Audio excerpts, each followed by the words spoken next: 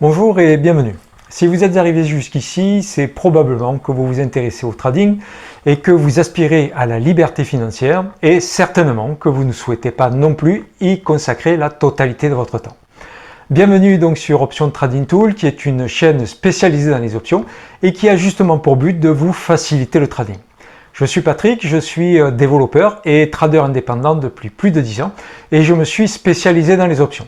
Donc comme j'ai moi aussi le même objectif que vous, j'ai développé des algorithmes de trading qui me permettent de recevoir aujourd'hui directement dans ma boîte email des opportunités générées par mes algorithmes de trading que j'ai préalablement backtestés sur le marché avec plus de 8 ans d'historique. Donc ce que je vous propose aujourd'hui, c'est d'une part de découvrir ce que les algorithmes de trading ont réalisé sur le marché durant cette semaine, mais également depuis qu'ils sont en production, à savoir depuis octobre 2023. Et également, vous aurez, si vous allez jusqu'à la fin de cette vidéo, la possibilité de tester ces outils de manière totalement gratuite et ce pendant un mois. Et vous aurez également 1 heure de coaching qui vous seront offertes et qui vous permettra de bénéficier d'1 heure de formation et ainsi vous pourrez comprendre comment la plateforme fonctionne et vous pourrez mettre directement à profit sur le marché les opportunités qui vous seront envoyées et que vous recevrez directement dans votre boîte email. Donc c'est parti, regardons dès maintenant ce que les algorithmes ont réalisé cette semaine sur les marchés.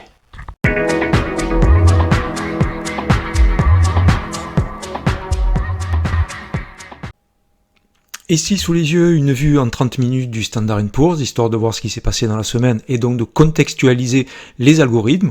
On voit donc que le lundi et puis le reste de la semaine a été plutôt flat. Un coup, on passe et on sort du range et du niveau de résistance qu'on rencontrait jusqu'à présent au niveau des 5636. On ressort à nouveau, puis on le réintègre et puis finalement, à partir de jeudi, donc après l'annonce de la Fed, une cassure et pour l'instant donc à la hausse.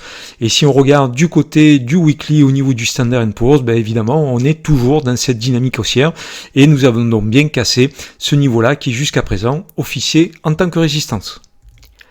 Du côté du VIX, on revient à des niveaux où le marché est supposé être dans sa zone de confort, à savoir en dessous des 16-17. Et on voit que du côté weekly, on préserve pour l'instant en tout cas ce niveau-là. Et on préserve également la moyenne mobile short, c'est-à-dire courte, plus élevée que la moyenne mobile un petit peu plus longue. Donc à voir, est-ce qu'on va rebondir sur ce niveau et donc accélérer à la hausse à nouveau, et ce qui voudrait dire que le marché va invalider la cassure qu'il a réalisée sur la semaine dernière. Donc toujours pareil, wait and see, personne ne sait ce qui va se passer, en tout cas moi je n'en sais rien. Du côté des secteurs, le basique matériel est toujours dans son range, un coup je monte, un coup je descends. Les communications et services, quant à elles, ont bien rebondi et repassent à nouveau au-dessus de la moyenne mobile, même si cette dernière reste pour l'instant en tout cas baissière. Le consumer cyclical sont sur ses plus hauts atteints, donc à voir si cette fois il confirme, puisque la dernière fois que ce niveau-là avait été atteint, le marché est reparti à la baisse. Donc wait and see, à voir ce qui va se passer sur la semaine prochaine. Les défensives, quant à elles, restent à la hausse. L'énergie rebondit et vient au niveau de sa moyenne mobile, mais reste dans un canal baissier. Les financières, toujours dans la même dynamique haussière. Les santé sont, on va dire, un petit peu en train de consolider. Les industriels, quant à elles, viennent de casser le range à la hausse, donc peut-être que c'est parti maintenant pour les industriels et il y a peut-être des choses à faire sur ce secteur-là. Le secteur du real estate, donc, est toujours à la hausse. Les technologiques réintègrent le niveau supérieur de la moyenne mobile, mais restent donc entre les plus hauts atteints que nous pouvons voir ici et le plus bas atteint ici. Donc on va considérer que nous sommes maintenant dans ce secteur-là rentrés en range, mais voir ce qui va se passer évidemment dans le courant de la semaine prochaine. Et quant aux utilities, toujours dans la dynamique haussière. Du côté des algorithmes, on a clôturé donc pour la semaine qui vient de s'écouler 133 opérations. On a un taux de réussite de 55%, qui est évidemment trop faible pour avoir une equity curve qui soit positive. On a un retour sur investissement de moins de 2,49%. Et on voit bien évidemment que sur l'equity curve donc de la semaine, on a démarré sur une période de stagnation pour finalement partir à la baisse et finalement se redresser en fin de semaine, et on peut le comprendre grâce à la cassure par le haut du marché. On voit que par rapport à la ligne rouge ici qui représente donc le Standard & Poor's, on est évidemment en sous-performance puisque ce dernier a performé positivement alors que l'equity curve a quant à elle performé négativement.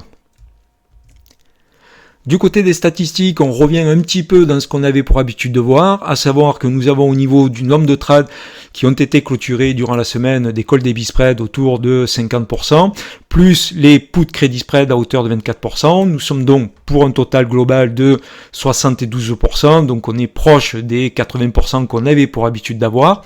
Quant à la participation au niveau des baisses, c'est toujours les call debit spread, mais ça effectivement c'est quelque chose qu'on a l'habitude de voir. Au niveau des gains, c'est pareil, nous avons toujours donc les call debit spread qui sont majoritaires dans la création de valeur, et ça on peut le comprendre puisqu'en fait ils ont tendance à créer beaucoup plus de valeur que les positions vendeuses. Elles ont l'inconvénient évidemment, ces stratégies, de n'avoir des taux de réussite plus bas que celles des ventes d'options, mais par contre ont le bénéfice de créer beaucoup plus de valeur lorsqu'elles gagnent que lorsqu'elles perdent, contrairement aux stratégies vendeuses sur options. Au niveau des secteurs, ici, on peut voir que, alors ce secteur, s'il n'y a pas de nom, ce sont les indices, donc ils n'ont pas de nom évidemment de secteur. On voit que ce sont les bonds qui ont bien performé, que les matériels, c'est les healthcare ont plutôt baissé, et que la répartition des trades par secteur voit toujours les technologiques en tête du palmarès, suivi des cycliques et suivi ensuite des ETF eux-mêmes, comme peut l'être le TLT, XLF, enfin, etc. Au niveau des stratégies, quelles sont celles qui gagnent et celles qui perdent? Donc on voit qu'on a à nouveau les put credit spread qui passent positifs cette semaine et les call debit spread également positifs. Les autres stratégies, quant à elles, sont négatives. Et on pourrait dire que compte tenu de la configuration de marché, c'est plutôt logique puisque le marché a été plutôt globalement haussier, même s'il a été stagnant en début de semaine, mais finalement haussier, que nous retrouvions les put credit spread et les call debit spread comme étant les stratégies gagnantes, sachant que dans la mesure où on a cassé par le haut, il y a de fortes chances pour qu'une partie, en tout cas majoritaire, des strangles ou des iron condor soient perdantes, et évidemment les put debit spread qui eux sont des stratégies baissières ont plutôt tendance à perdre. Alors au niveau des taux de réussite et d'échec des stratégies, donc on peut voir qu'au niveau des strangle buy, on a un taux de réussite inférieur au taux d'échec, donc on a 40% de taux de réussite avec 60% de taux d'échec, et on a en plus des pertes qui sont plus élevées que les gains. On a donc globalement une stratégie strangle buy qui est perdante.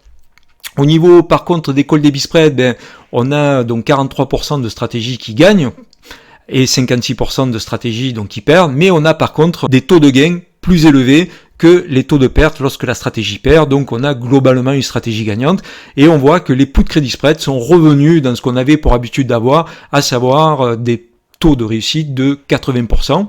Alors certes, comme je le disais précédemment, évidemment c'est une stratégie qui lorsqu'elle a des pertes plus élevées que les gains lorsqu'il y a des gains, mais par contre les taux de réussite normalement sont beaucoup plus élevés, surtout quand le marché est soit stagnant et haussier. La distribution des cours nous montre qu'on a eu une concentration ici en début de semaine de trades perdants, mais on a également eu pas mal de trades gagnants qui en plus ont eu des niveaux de gains supérieurs à 100% comme on peut le voir.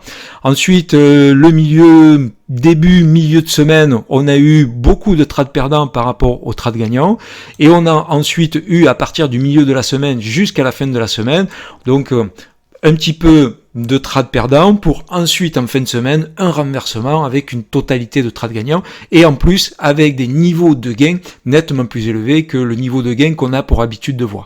Et ça c'est probablement parce que c'est un ensemble de call debit spread qui auront gagné sur la fin de la semaine.